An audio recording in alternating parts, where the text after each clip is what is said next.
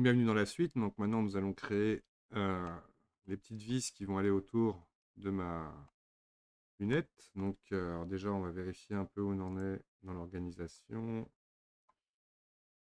Tout est bien noté. Ok. Donc là, je me mets bien sur ma couche Géomignon. Je vais créer une sphère avec majuscule A. Je vais activer les shortcuts. Majuscule A, on va créer, alors assurez-vous bien d'être en object mode, bien évidemment, une UV sphère, qui est bien évidemment énorme par défaut. Edit mode direct, S. Là, je la scale vraiment tout petit.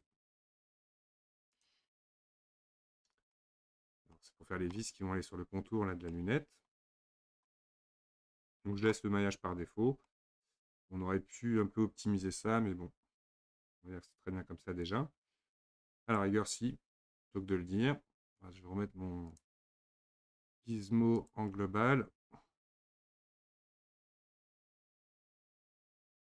Majuscule A, on va se mettre donc une mèche UV sphère dans les paramètres de la UV sphère. On va lui mettre 16 et 8, on va la diviser par 2.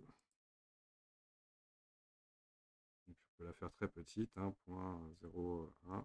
Moi j'ai mis 0.2, ça sera très bien pour démarrer. Donc, voici ma sphère. On va lui supprimer une moitié, donc en edit mode toujours. Alt Z pour basculer en transparent. Je vais dans la vue face avec le 1 du pavé numérique. Alors si vous voulez réafficher vous le navigate qui vous permet d'aller appuyer sur les boutons ici. Donc le Y positif. Je me mets bien en global. Donc Alt Z est sélectionné. Je vais en polygone, sélectionner toute la partie inférieure que je vais supprimer X, face. On peut encore globalement lui faire une petite échelle. Alors là, si je fais une échelle par défaut, on imagine, il va partir par le centre de ma sélection. Donc je peux lui demander de partir du 3D curseur. S. Et là, je peux encore réduire mon objet. OK. Donc là, Alt Z pour en sortir. Donc on veut lui mettre tout de suite la matière de la lunette.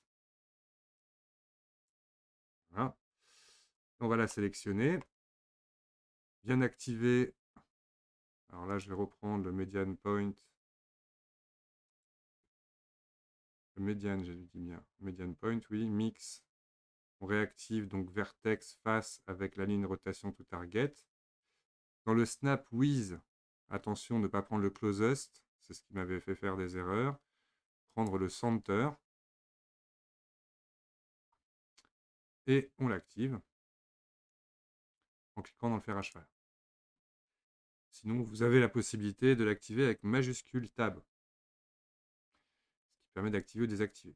Donc là, je prends le cercle blanc et je vais chercher hop, le centre de ma lunette. Donc, je vérifie. Très bien positionné. On va lui faire une rotation sur l'axe Z de 90.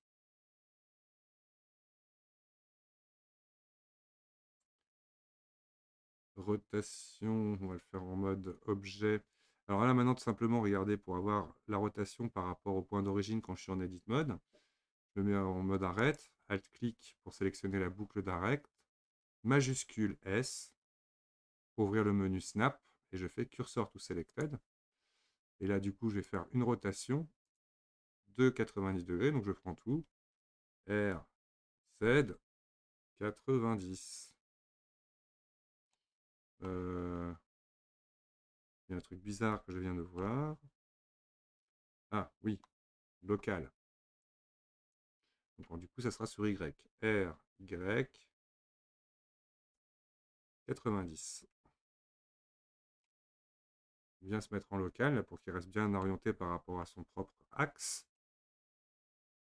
Là, je vais décaler. Alors attention, je désactive l'aide à l'accrochage.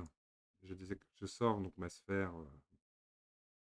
Hop, et je vais la déplacer. en Edit Mode, le pivot reste bien au centre ici. Toc. On va faire un petit zoom sur la sélection. On peut légèrement le sortir. Toc. On va se mettre comme ça. Donc, comme on avait fait là pour bien coller les sommets par rapport à l'arrondi de la lunette, Alt Z, là je passe en mode transparent, je sélectionne la boucle à la coupure de la sphère. Je vais dans, normalement on le fait en mode sommet, mais bon ça reviendra au même. On va créer un groupe, donc dans les vertex group, dans les data properties vertex group, et j'y assigne ma sélection.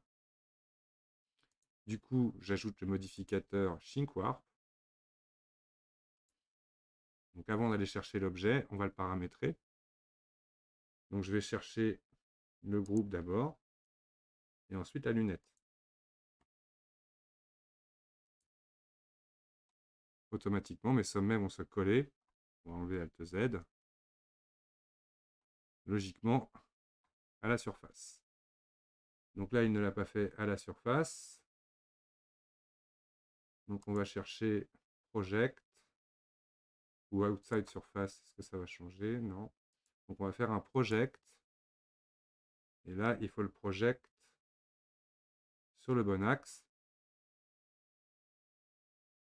Donc ça va être le X de la scène uniquement.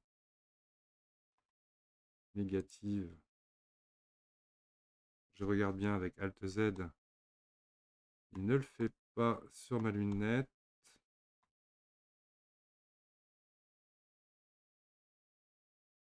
Vertex group, offset, ok. Donc c'est Z.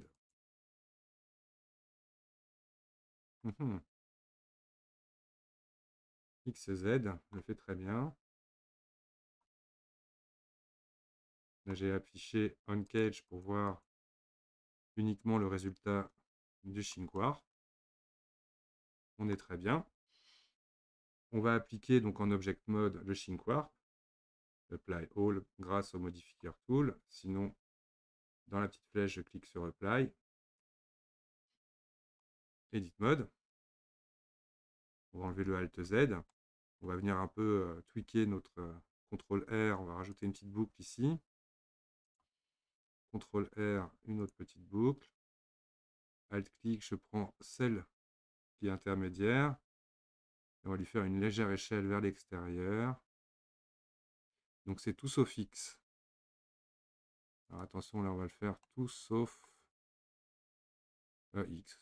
Donc S majuscule X. Ou sinon on va lui faire un Alt S, comme ça. Ah oui, il y a la Proportional Editing d'activer. J'appuie sur O, où je viens régler la taille. Hop, là du coup je peux le faire comme ça. Alors c'est très légèrement, comme ça. Toc. Alt-clic, donc là je vais remettre, je vais prendre cette boucle-là en mode median point. Et là, je vais légèrement descendre celle-là vers l'intérieur. On pourrait d'ailleurs prendre le sommet qui est ici. CTRL plus. Légèrement rentrer comme ça. Toc. On va prendre cette boucle. N du panneau latéral. Dans Item, je vais mettre le Main Crease à 1. Ce qui voudra dire que ça va bien séparer les deux éléments.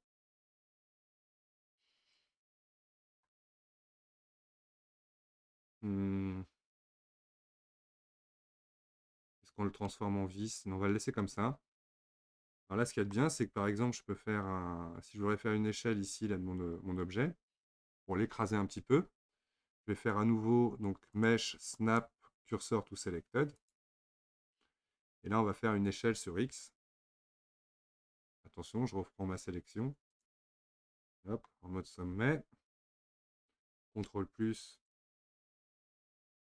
SX. En partant du 3D Cursor. SX. Voilà, pour essayer d'un peu aplatir la tête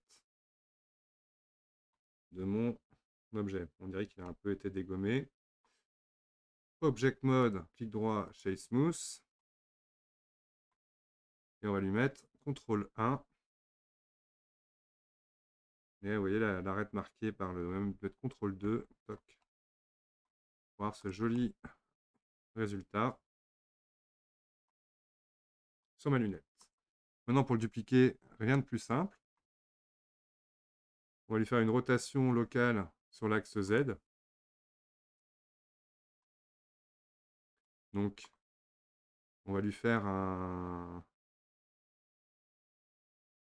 Ouais, comme ça, on va le faire. Donc, Alt D, R, Z, 30 degrés. J'appuie sur Entrée. Et majuscule R, jusqu'à ce que je fasse mes copies tout autour de ma lunette. Donc voilà, nous avons créé des objets. Donc là maintenant, je vais sélectionner par exemple tout ça, Alt Z pour bien tout prendre en transparence, Shift-clic pour enlever la lunette. Je choisis un élément comme étant le parent, on va prendre celui d'origine.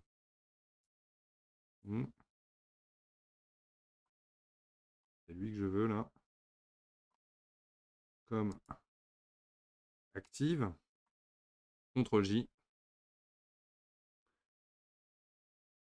Donc voici nos boutons.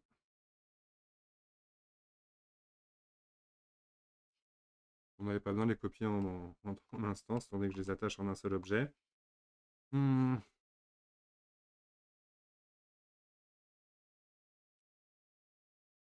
verra plus tard. Au cas où, comme on l'a vu, c'est pas très important, très difficile à refaire. Donc voilà, cette vidéo est terminée. La prochaine partie, nous allons faire l'intérieur de l'œil. À bientôt pour la suite.